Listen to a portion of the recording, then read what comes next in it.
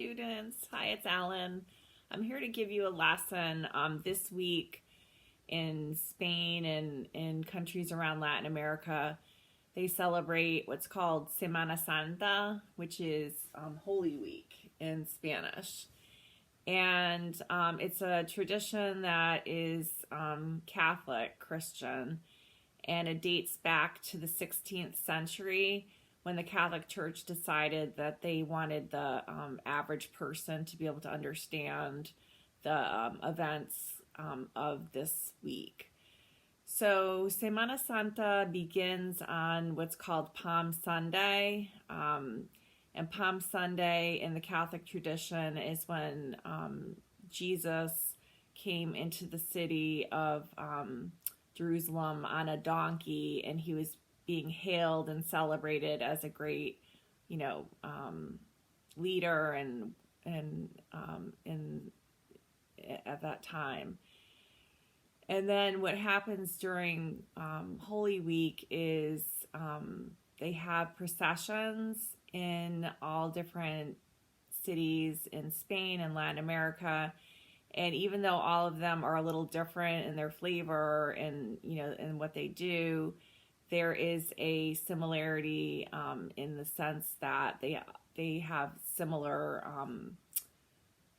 processions that happen on a daily basis. So in bigger cities, the processions go from all the way after, from the Palm Sunday all the way to Easter, or to the Good Friday, which is the Friday before Easter. And so I'm just going to explain a little bit about what the different days that are important during Holy Week, and then also just a little bit about what the processions look like, and I will go from there. Okay, so the processions themselves, they have what's called a Coca Idea, which is a brotherhood, a religious brotherhood, and a Catholic religious brotherhood. And the Coca Idea organize the carrying of the floats through the city. And a lot of these floats come from, they're very ancient, they're centuries old floats. So the Coca Idea are responsible, these religious brotherhoods are responsible for having these floats organized into being carried out into the processions in the streets of Spain and Latin America. So the Coastaleros are the men that carry the floats, and there might be 40 or 50 men, and the floats are called a paso, and that's the religious float. And they have different scenes from what's called the Passion of Christ, and I'll explain a little bit about that too. But the Coastaleros, these 40 or 50 men, carry the float, and they're very heavy. Some of these are really very, very heavy. So they, some of them, they offer up the pain of carrying these heavy floats for Jesus. That's what they do.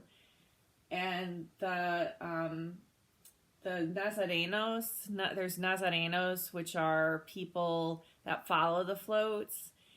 And a lot of these people, you're going to see, I'm going to show a little video, but a lot of these people, it looks like they have KKK hoods on, but that's not what it means in Spain and Latin America. They don't, the hood themselves, it has nothing to do with the KKK, even though it looks like it is.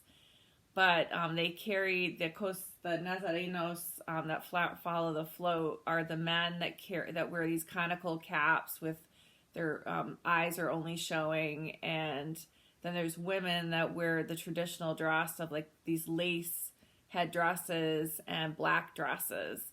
So they're actually part of the procession too, the women. And then the children, I was in Mallorca, Spain many years ago, and got to watch the Holy Week processions, and it really is something to see. It's really pretty dramatic.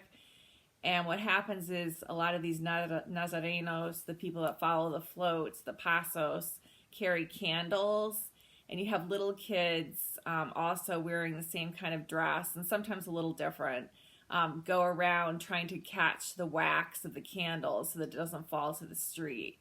So, so there are children that are involved too in these processions. And in Sevilla and some of the southern cities of Spain that have the processions, there's these songs that get sung during the procession called saetas, and they're kind of like flamenco style music that the people before, like in more ancient times, people would spontaneously sing these saetas, but now they do plan them. So the saetas are sung, and what happens is the procession stops while the saeta is being sung, and then the procession continues after it's done. And so some of the, just to give you a little religious background, like a little bit of the cultural background of Holy Week. Holy Week is the week before Jesus dies and then is risen on Easter Sunday, according to the Catholic Christian tradition. And on Thursday, Holy Thursday, that's the Thursday before Easter, that is the Passover supper where Jesus has his the Last Supper that he has before he dies with his disciples, and he shares a meal with them, and that's called Holy Thursday.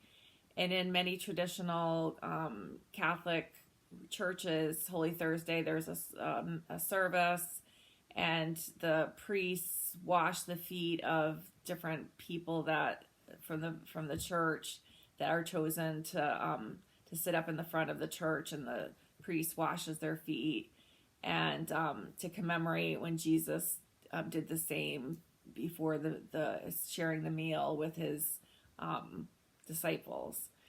And then Good Friday is the Friday before Easter, and that's the day that Jesus died. And in many churches and in many homes throughout Latin America, Spain, and in other countries too, for people that are Catholic, from 12 to 3, that was when Jesus was on the cross, and then he died at 3 o'clock. So that time is very sacred during the Catholic tradition. So that's when he suffered and then died on the cross. And then on Saturday, that's supposedly just a day that, it's part of Holy Week, but it's not, he was supposedly in the tomb. And then Sunday, Easter Sunday, is when Jesus was raised from the dead, and some women go to the tomb to bring offerings for him, and they find that the tomb is open, and he appears to some of the women, and that's when they go and tell people that he had risen. So that's kind of a little synopsis of Holy Week and kind of the meaning of it, and then the different Holy Week processions that happen in Spain and Latin America. And it's just a little cultural lesson that I wanted to give you, because that's what this week is. And just as an update, these processions are not going on this week because of the coronavirus. So if you ever want to check them out online, you'd have to go back to other years. They're not going to have them this week. And so that's it. So that's my little lesson on Semana Santa. And I'm going to add a video to this, and then an article, and there'll be some questions after. Okay, so that'll be our lesson for today, and it's good to see you. I'm glad we're back in school, and I will see you in the next video. Okay, bye.